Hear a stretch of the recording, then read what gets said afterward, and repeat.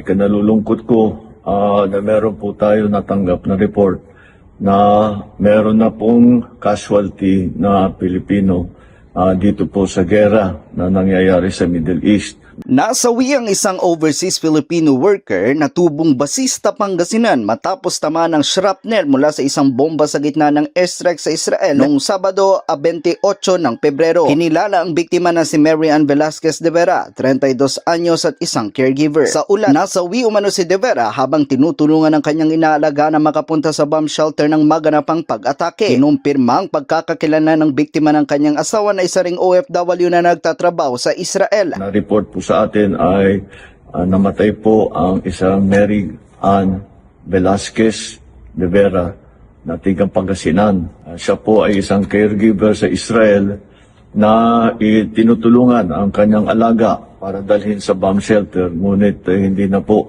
nakaabot sa bomb shelter at inabutan na sila bago sila nakarating. Bago maganap ang insidente, nagpahayag pa ang Pinay na minuminuto ay napapagod umano itong magpunta sa bomb shelter. Nagsimula ang serye ng airstrike kung saan sangkot ang puwersa ng Amerika at Israel laban sa Iran na nagdulot ng pangamba sa posibleng paglala at pagtagal ng sigalot sa gitnang silangan. Matatandaan naman na noong taong 2023, isang Pinay rin ang nasawi matapos protektahan ng amo nito laban naman sa pag-atake ng grupong Hamas. Kasama mo mula rito sa IFM Dagupan. Ako po si Idol Matthew Pacheco. Tatak, RMN! RMN Network News.